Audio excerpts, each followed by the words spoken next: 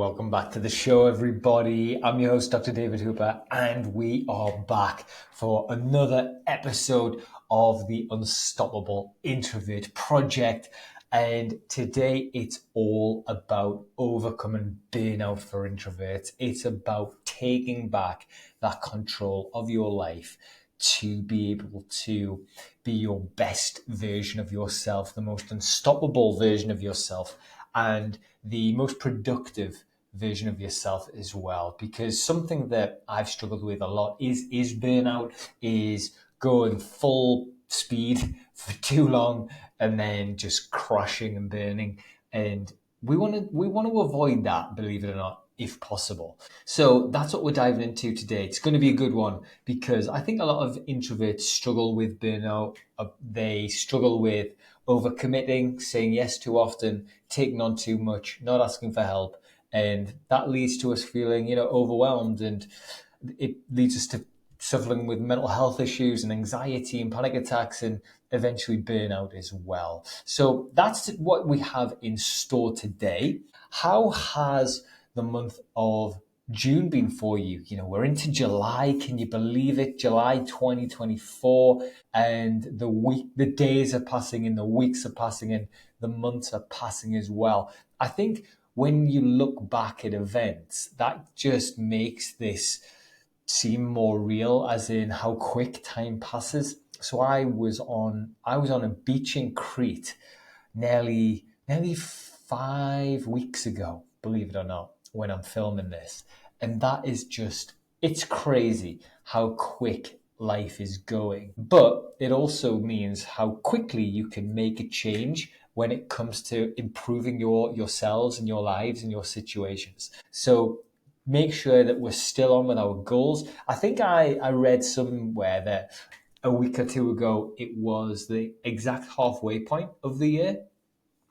And again, this is a great time to have that little reflect, have that moment, have that time to kind of put yourself into that mindset of how am I doing? How are my goals looking? Am I progressing? Am I moving forward? And that is something that it's so important to do. A lot of people set their goals in January and don't revisit their goals until January next year. So if you can look at them ideally a little bit more often than just twice a year, but certainly at this halfway mark, it gives you an idea of how you go and what you need to change, what you need to do. But let's get into today's episode then. So it's all about being able to thrive in an extroverted world, I guess. And it's a topic that like I mentioned, have struggled with, and I'll get into some examples of when I've struggled with burnout. It seems to be quite often. It's something that I don't know if you master it or if you just have these peaks where life gets quite intense. You notice that life's getting quite intense and you back things off a little bit as well. But when it comes to introverts in just general life and in the professional environment, I suppose, as well, things like those social interactions can burn us out. Those work demands, work interactions, meetings, just life in general, burnout can raise its ugly head. And we're going to kind of explore the signs of burnout today, the causes, and most importantly, I'm going to give you some practical actions so you can start to recover if you're struggling with burnout or if you're trying to prevent burnout in the future.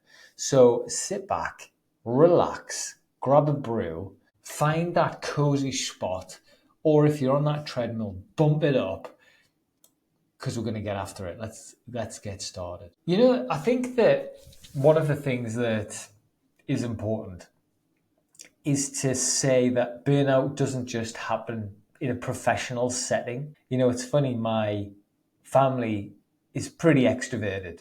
My wife and I are probably two of the only introverts really in the family. My dad's quite introverted. The dads on both sides are quite introverted. But on my wife's side, they're very extroverted. And we had 2 meals in 2 consecutive weeks. And honestly, I was wrecked, like burned out. from conversations and from being social, and it burnt me out because we'd had two fairly long dinners twice in a week, excuse me. And it wasn't that I didn't want to see them, but I just wasn't recharged and I wasn't able to feel like I could contribute the way I would normally contribute in terms of my energy levels and those sorts of things. So burnout doesn't just happen in a professional setting. It can be a personal one as well. But when it comes to what burnout actually is, it's a state of emotional, physical, and mental exhaustion caused by excessive and prolonged stress. So for introverts, burnout often stems from over socialization and not having enough time to recharge. There's certain symptoms you can look out for as well, things like insomnia, anxiety, irritability, and just a lack of motivation to get up and to get going. So it's really crucial to recognize these signs early so you can start to address them. And BetterHelp is a great website if you want to find out a bit more about this topic. I did a bit of research on BetterHelp when I was preparing for the episode, and I found it really, really helpful. So make sure you spend some time on BetterHelp if you want to find out a bit more detail. But thinking about those symptoms, I think the ones that are really, really evident for me are the last three I mentioned. The anxiety, definitely the irritability, and a lack of motivation. Something that you might find, and I definitely find this with my relationship, is that when I am burnt out, I'm much more irritable. And that's when I start to maybe have a go at Laura, or what she does annoys me, or I have a lack of motivation to get up and to go and do a workout or to go and do the thing I'm meant to be doing. And that leads me to anxiety. I know I've talked quite openly about anxiety. It is something that is part of my life at the moment, and I'm learning to kind of deal with being an anxious person. I've always been an anxious person, but I suppose being classed as having anxiety, slightly different. And then the insomnia is a really interesting one. It might be that you just can't sleep. Now, I've never been affected by that. When I'm anxious and depressed and burnt out, I just want to sleep. But these challenges present themselves in different ways. So just try to figure out what your different symptoms look like. Is it insomnia? Is it anxiety? Is it irritability? Is it a lack of motivation, that get up and go? Is it that you're starting to pick fights with your spouse? Is it that you just can't find it in you to get out of bed? And although these aren't all symptoms of burnout, they're definitely symptoms that something isn't quite right. But what causes burnout, especially for us as introverts? It's all down to that social interaction initially, because for introverts, it takes a lot out of us to engage with other people, to deal with the high energy required in busy social places. And this can lead to a new phrase that I've just discovered preparing for this episode, and that is an introvert hangover. Now, how great a phrase is that? It's where you feel completely depleted after a social event.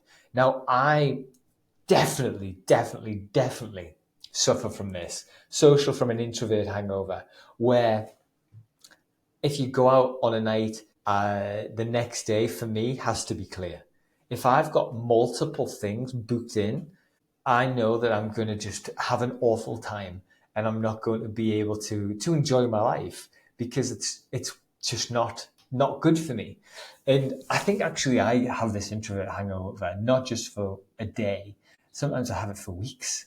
And there was a time when Laura and I got married back in 2016, and we had a social engagement basically every weekend night, so like a Friday night, a Saturday night, Sunday, where family wanted to see us and congratulate us and to spend time with us, and friends wanted to do the same. And we had that for about 6 weeks. And we were absolutely hanging by the time we got through all of those social engagements. And that was a 6 week introvert hangover. So, really interesting title or name for it. And it's just where you feel completely depleted after a social event. It doesn't have to be social events though.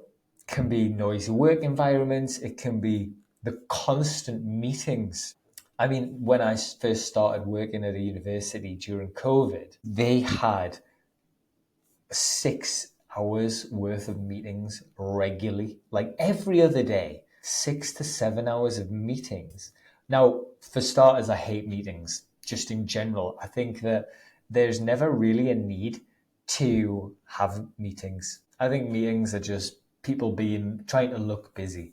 Might you need to chat for a quick 20 minutes? Perhaps. But do they need to be an hour every single time? And it's just a terrible waste of time. I've got somebody who used to be my line manager's line manager, and you look in his diary, and 90% of his week was meetings. Absolutely horrendous. That doesn't interest me at all. But I also think it's not a good way anyone should spend their time. And it's something that is quite present, I think, in the HE sector, that there's a lot of unnecessary meetings. And instead, a lot of action could be taken if they were a lot shorter. But if the calendar says an hour, it's got to be an hour. So, yes, constant meetings. I remember that first 6 months when I was working full time in higher education during COVID. And to be fair, it isn't so much like that now. But at the time, it was kind of needs must as well, because you had to meet with lots of different people who you might meet more as a group and all these different excuses. But I remember just feeling completely burnt out, and I'd be taking no action at all. So you'd be engaged in the meeting, have a 5 minute recovery period, then try and engage again for 6 or 7 hours a day. How are you meant to do your job? But I think that was everybody. I don't think that was just introverts who struggled with that type of situation.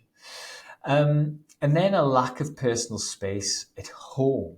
I thought this was a really interesting cause of burnout. Now, funnily enough, my wife and I have had this conversation that we need to redo our office. So at the moment, Laura is working fairly regularly at home. So I work at home just about full time. Laura does between 2 and 3 days every week. So it's quite a new thing that she works at home. Well, it's been kind of this year, 6 months. And we've been figuring it out, figuring out how's this going to work. And we have just one long desk at the moment. And quite frankly, we get in each other's way. She can't be in meetings when I'm in meetings. I can't be in meetings when she's in meetings, and I can't do my podcast when she's in there. And I'm in her way, she's in my way. We need to swap places now and again. And all of these different little challenges that you have when you're figuring out how to best work. And we came to the conclusion that we need our space. We need to redo the office with 2 littler desks instead of one big one. And also we're going to put them at opposite ends of the office. So we do just have slightly more space so we can spread out and just have our setups and be happy with it and not get on each other's nerves, I think is the polite way to put it. Because I know I get on her nerves. And of course, she doesn't get on my nerves, goodness me. But it's these little things that you just start to need to be aware of. We've both found ourselves when we've been working at home together, kind of being like, okay, I'm going to go work upstairs for a bit. I'm going to go work at the kitchen table. I'm going to go and do something else. And that isn't like us really. So trying to figure out the causes of this burnout is really, really important. And when you can understand these triggers, you can manage your energy a lot better as well, and you can avoid upsetting your partner if you are sharing a room with them. So, what about some practical actions to overcome burnout? Actually, I'll tell you what, before I get into the practical actions, I wanted to tell you about some of my experiences with burnout, and I've got a couple of examples that come to mind. So the first one is back in 2018/19 when Laura and I were building First Step Lifestyle, which was our gym, and it talk about burnout. The term burnout does not come close to what we experienced back in 2019. So to give you an idea, we got the keys for the warehouse in February 2019. We then had 2 months, 2.5 months to do the build out, which included knocking down walls, putting up walls, putting in toilet facilities, ordering desks, putting in flooring, organizing uniforms, branding, signage, ordering the gym equipment, the gym flooring, having that all installed, painting the entire thing multiple times. And it also meant getting all the family down to help build it. It meant doing building work on a gym that lasted for the best part of 10 weeks, and it was literally every night. So like every night after work we'd do something like 5 till 10, so like 5 or 6 hours every night for 10 weeks, and then we opened. So not only was I burnt out before we opened the gym because of all this work, and by the way, when you are working like that, or at least I do, you let the good habits slide. So I was about to open this gym, and I wasn't exercising. I wasn't sleeping very well. My mental health wasn't great because I was stressed about starting this new business and not knowing what was to come.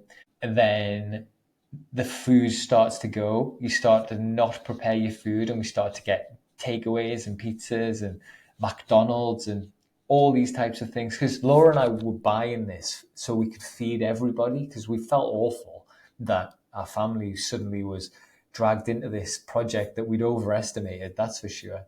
We should have paid builders to come and do it. But we thought, yeah, well, family will come, we'll chuck it up in a few weeks. We didn't do that. It took 10 weeks and it wasn't finished.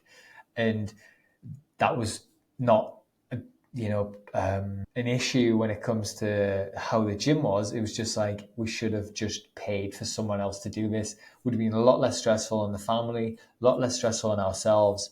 And it probably would have been at a finished state by the time we opened. So anyway, that was the pre-build up. It looked really good.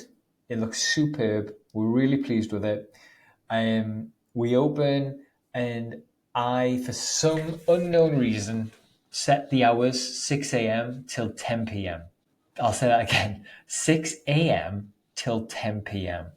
And that was just crazy, to think that I could run a gym for that long just by myself was crazy. And it was. So we'd get up and we'd leave the house about 5:15, get there for 6. First class was about 6:15. And then it would be, closing at 10 to get home for 11:15, repeat. And I don't care what anybody says, that length of time is not healthy. And I was locked in. People had paid memberships to be part of this gym that was open from 6 in the morning till 10 at night. I eventually tweaked it so that we opened at 6:20 and had a first class at 6:30 and closed at 9:30. But still, for 11 months, that was our day, and it was dreadful, to be honest. It was not enjoyable. And talk about being isolated. So I was there by myself when we didn't have customers in. And then obviously when we did have customers in, there was lots of people there. And that was nice. That was good. But in terms of burnout, it was just yeah, incredible times. And again, being the owner of a gym, you expect to act a certain way in terms of how you look and feel and all that type of stuff. And I didn't set myself up to win at all. We didn't have the money to hire anybody. So eventually what we would do is, we'd eat McDonald's for breakfasts, we'd get McDonald's for lunch, we'd get takeaways again for tea. And it wasn't the high performing time that I was expecting. I was expecting to get ripped. I was expecting to be preparing really healthy meals, but I was just too burnt out to allow myself to, or not allow myself, but to enable myself to go and do it, I guess. It just wasn't the right time, wasn't the right situation. And then obviously COVID hit and we lost the gym, we lost all that hard work, very little to show from it. We've got some great wins from it, to be fair, met some great people, and a lot of people speak very highly of that gym, which is really appreciated. But in terms of my legacy and what I was expecting to do, it wasn't like that at all. And if you ask me again, would I ever own my own gym? I definitely wouldn't start one from scratch, that's for sure. I might get involved with the gym in the future, who knows, because health and fitness is important to me. And like I like it. I like being around that environment. But would I start one from scratch again? Excuse me, but fuck no. Definitely not. The other time that I was extremely burnt out was when I was doing my PhD. So that was 120,000 words over 7 years, and it was incredibly tough. Not in terms of the intellect, but in terms of the hard work, like the long hours and the graft. And again, that was something where I was getting up at 4 in the morning and working till 9 o'clock. So that was kind of 5 hours on my PhD in the morning. And then I was doing after work as well, something like 6 p.m. till 11. So it was a lot of hard work, and it was good in that it showed me how hard I can work when I need to, but it wasn't sustainable. And I put too much pressure on myself. Yes, I got my PhD, which is great, but during that time as well, it's funny, you can look back and you'll see certain things. You'll see me a little bit overweight. You'll see me, or sometimes a lot overweight, but a little bit overweight. You'll see my hair's a little bit longer.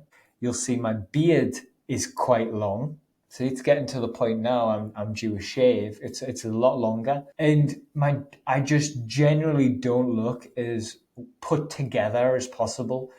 My self-care routine goes out the window when I'm burnt out. It's the first thing to go, which is something that has been a problem in the past. And that when your self-care routine goes out the window, you eat poorly, you stop dieting, or eating healthy, or stop exercising, you start to open a can of worms when it comes to things like feeling depressed. And it's really important that you're aware of these triggers. I certainly am now. I know when I'm sliding towards burnout, I'm going to be changing what I'm doing at work. I'm going to be spending a lot more time on my business when we get into August. And I know that I've got the first week of August off before that. So I've got the first week of August to recharge, reset, reprime, and then I'm going to go like an absolute animal into the last part of 2024 to blow my business up. And I'm prepared for that. So I'm getting in good habits. I'm kind of building for that now. I've been working on getting up earlier. So I'm up at 5 a.m. and that's been a gradual process. It's been getting in the ice bath every morning, and I think I'm up to about 30 to 35 days, depending on when you're hearing this. I've been journaling every day, and I've incorporated exercise back into my life after a little bit of time out. So I'm trying to prepare myself to go really hard, to really smash this when I do start to go and work out or go and work on my business again really, really hard. Yeah, it's all good. So that's the plan anyway, because it's not a nice place to be in. But let's get into this then. So Here are some ideas how you can overcome burnout. The first one is learning to set boundaries. And this is essentially learning to say no when you need to. And we're going to do an episode on the power of saying no, which I'm so excited to do because it's a game changer. But in general, establish those clear boundaries between what you're willing to do, what you aren't willing to do, but also between work and between personal life, and communicate those limits to your colleagues and your friends and your family, and make sure that everybody knows what you are willing to do, and that's going to really help. The next one is schedule alone time. Allocate time for solitude and activities that recharge your energy. Even 10 to 30 minutes a day can make a significant difference when it comes to your energy. Something that I've started to do, and I've just talked about this, is my alone times in the morning. So I quite like to be the first one up, to be productive, to feel like I've done a lot of good things. And that allows me to then be a better husband. I'm a better version of myself when Laura gets up and we meet and have our little morning together, or a cup of tea or whatever.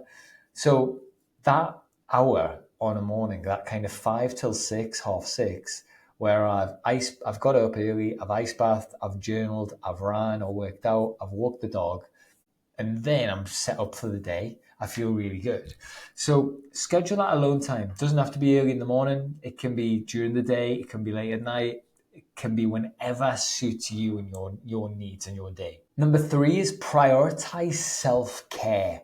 Now, I just talked about how important this is. I am a living example of that. When you start to allow self-care to drop off, other things take its place. Things like burnout, anxiety, depression, mental health challenges. So focus on self-care practices such as getting that sleep in, preparing that nutrition and eating healthily, getting your exercise in, even if it's just a daily walk, get out, feel the wind on your face, the sun hopefully on your face, and try and plan activities that bring you joy and allow you to relax and to feel like you're recharging, whatever that is. If you need a day to watching Netflix, you need a day watching Netflix. You know, one of my favorite ways to recharge, well, I've got two. One is going for Nando's with Laura and then going to the cinema. And I just find in the cinema, I can really switch off and just be sucked into the world of whatever we're watching. I love it. The second one is going with Laura and Luna for a long dog walk, and then going for a pub lunch after it and having maybe a beer, and then going home, and we normally watch like the football or the F1 or whatever live sports on. That, to me, those two different things are just bliss, and I feel amazing after we've done those types of things. The next one is practice mindfulness. So think about being more present. You could try meditation. So that really helps reduce stress. You can just simply take breaths during the day to breathe and to clear your mind. And this can be as simple as focusing on the sounds around you, whether you're outside and it's the sound of a bird, or you're just listening to the leaves bristle in the breeze, whatever it is, it's just going to bring you back to the present, which is where we want to be when we're struggling with burnout. The next one is limit stimuli. So reduce exposure to things that overwhelm you, whether it's a really busy work environment or seeing people too often or being too social for too much, that type of thing. Try and create a calm environment for yourself when it's possible. Get into nature or just read a book or listen to some music, chill out, and just allow yourself to calm down, because it's not nice being overwhelmed, and it happens to us introverts quite a lot. The next one is reflect on your values. So reassess your priorities and ensure that your activities align with your values. Make those choices that contribute positively to your well-being and align with living an authentic life. So think about what you value in your life and make sure that what you're doing aligns to that. Because when your values don't align with your purpose and you're doing these different things, that can lead to a lot of frustration and confusion and anxiety as well. The next one is seek support. I'm very lucky that Laura and I we're very similar. We go through very similar challenges and we have similar mindsets. And that is good at times, it's bad at times as well, because we isolate ourselves a little bit instead of dragging each other out, for example. But try to speak to those people in your group. If you've got some friends or family who you're quite happy to talk to, or if you want to reach out to therapists or mental health advisors, it's get that support. There is never a need to suffer by yourself. Like I say, I'm so lucky to be married to a wonderful wife who allows me to talk openly and often to her about my mental health, and it really helps. It really helps. So make sure you find your person you can talk to. Number 8 is plan breaks and downtime. So schedule regular breaks in your routine, whether it is like a 10 or 15 minute break to have a coffee, or if it's like me, where I'm planning to have a week off in 3 or 4 weeks' time to make sure that I can fully recharge and refocus my mind on what I need to do. It helps immensely. And it helps because something that I think gets misconstrued is the grind or the hustle. Now, I like the grind, I like the hustle, I like that mindset. But if you're working at like 20 or 30 or 40 or even 50% because you're burnt out, you may as well take a week off, refresh, and come back at 80 or 90 or even 100%. So try to maximize your abilities by incorporating these breaks and downtime. Number 9 is learn stress management techniques. Develop and practice these techniques like deep breathing. It could even be getting exercise in or lifting weights or whatever it is. But by regulating your cortisol levels, it's going to help you feel more relaxed, and it's going to help you feel like you're in more control and you've got less stress. And then number 10 is identify and manage energy drains. So be mindful of your calendar. Have you got social engagements? Do you need to identify downtime afterwards? And consider what stresses or drains you and aim to limit your exposure to these sources. Obviously, you do need to be social at times. You do need to go and see people, have conversations. It's good, it's healthy, but too much of it can drain you as well. So make sure you build in your introvert hangover time where you can rest, you can recharge, you can refuel, and you can feel really good about yourself. So I really hope this has been useful today, and I really hope you're still enjoying the podcast. We're coming up to the halfway mark when it comes to episodes, which is incredible. I'm so grateful for everybody who's supporting the podcast and who's tuning in, and I really hope that this is helping you. And remember, you can message me at any time to ask any questions about mindset or mental health. Just message me at Dr. David Hooper on Instagram or LinkedIn. It's probably the easiest place to find me. And please like and subscribe to the channel. It really helps us get the episodes out to those who really need it. And you can find us on YouTube as well, and on Spotify, the Unstoppable Introvert Project podcast. And remember, your introversion isn't the thing that will hold you back. It is the thing that will catapult you towards greatness. Until next time, stay unstoppable.